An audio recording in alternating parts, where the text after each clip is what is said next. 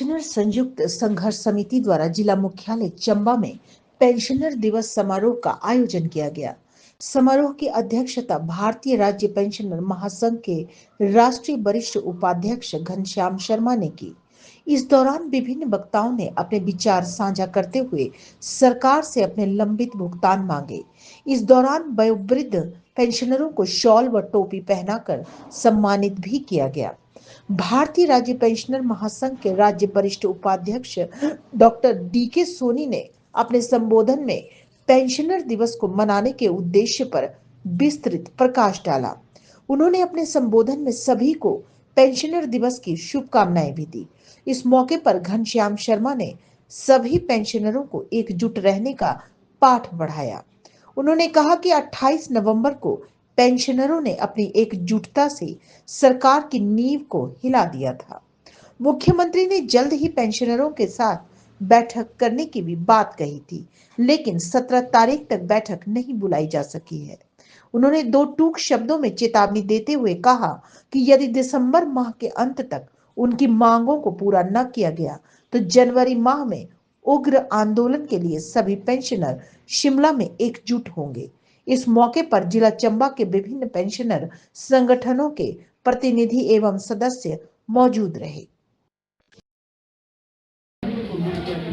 भारत के संविधान में एक बहुत बड़ा खुशी का दिन पेंशनर समाज के लिए है।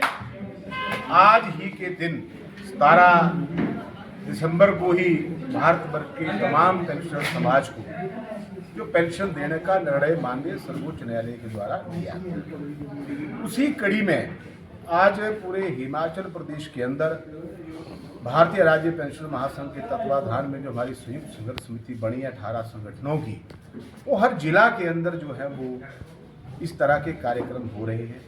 और इस कार्यक्रमों का सबसे बड़ा थीम जो हमारा है वो यह है कि जिन लोगों ने जिंदगी पेंशनर समाज के लिए लड़ाई लड़ी और भगवान की कृपा से उम्र के इस पड़ाव तक पहुंचे हैं, जो 75 साल क्रॉस कर चुके हैं, उनको हम पूरे प्रदेश भर के अंदर उनको सम्मानित कर रहे हैं आज। और इसी कड़ी में यहाँ पर भी बहुत सारे हमारे ऐसे बुजुर्ग लोग जो आज हमें अपना आशीर्वाद देने के लिए आए थे और जिनका बहुत बड़ा योगदान इस सारी व्यवस्था के अंदर रहा है, उनको भी आज यहाँ पर सम्मानित किया गया।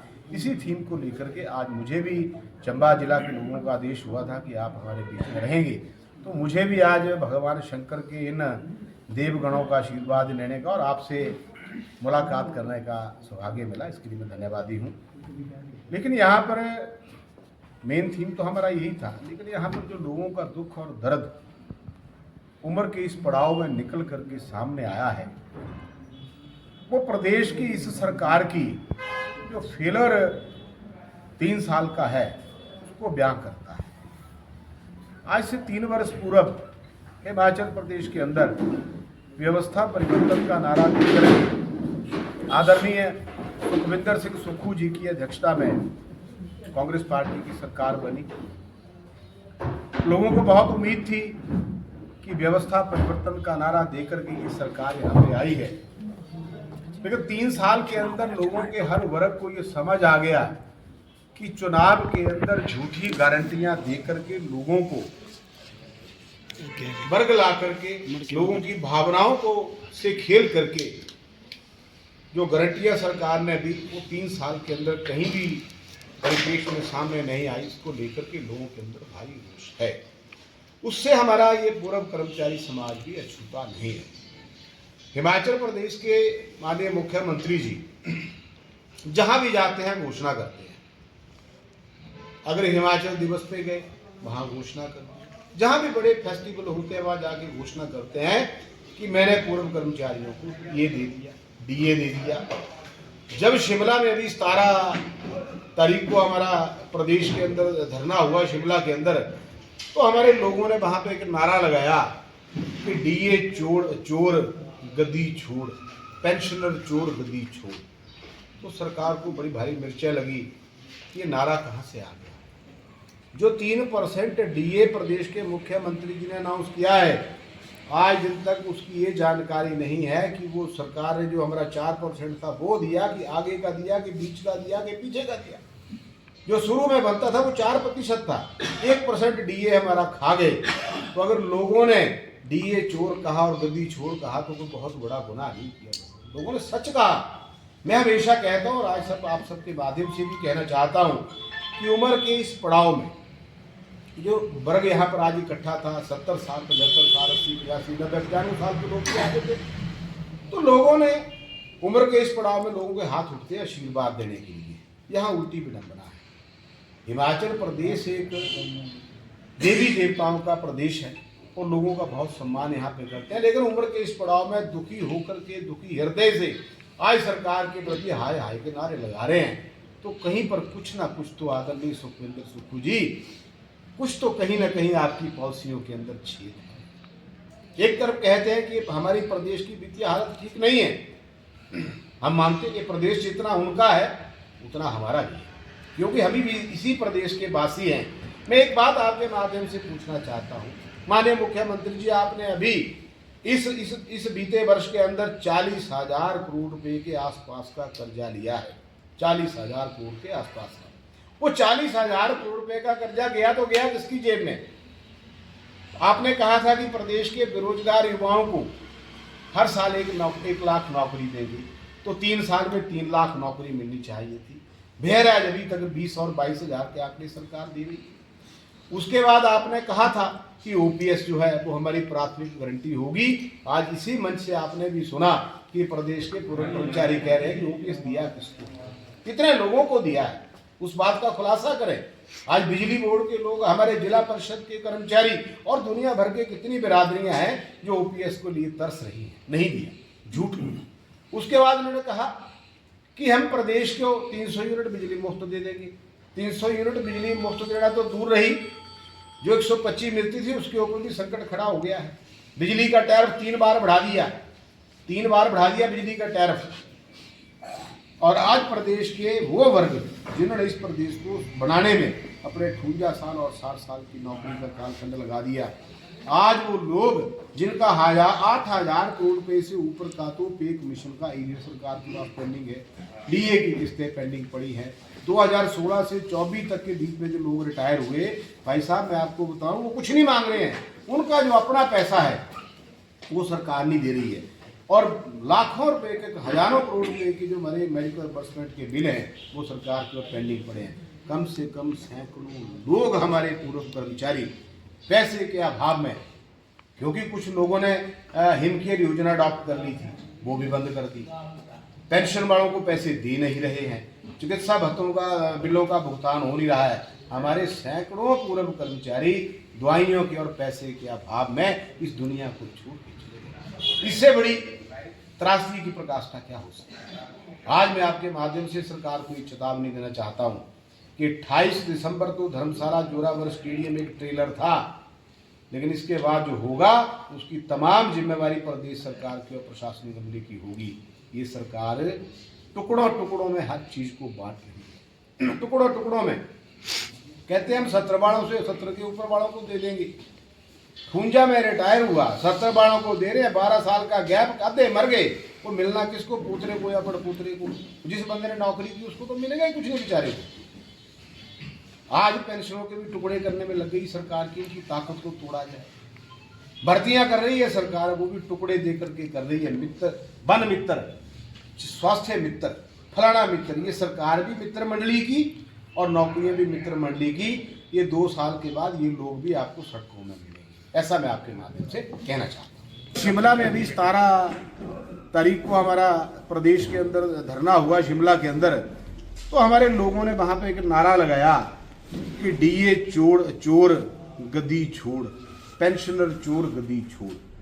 तो सरकार को बड़ी भारी मिर्चें लगी कि ये नारा कहाँ से आ गया। जो 3% डीए प्रदेश के मुख्यमंत्री जी ने अनाउंस किया है, आज दिन तक उसकी ये जानकारी नहीं है कि वो सरकार ने जो हमारा 4% था वो दिया, कि आगे का दिया, कि बीच का दिया, कि पीछे का दिया। जो शुरू में बनता था वो 4% था, 1% डीए हमारा खा गए। तो अगर लोगों ने डीए चोर कहा और गद्दी छोड़ कहा तो कोई बहुत बड़ा गुनाह नहीं किया। लोगों ने सच कहा। मैं हमेशा कहता हूँ और आज आप सबके माध्यम से भी कहना चाहता हूँ कि उम्र के इस पड़ाव में जो वर्ग यहाँ पर आज इकट्ठा था, 70 साल, 75 साल, 80, 85, 90, 95 साल के लोग भी आते थे, तो लोगों ने उम्र के इस पड़ाव में लोगों के हाथ उठते हैं आशीर्वाद देने के लिए। यहाँ उल्टी विडंबना है।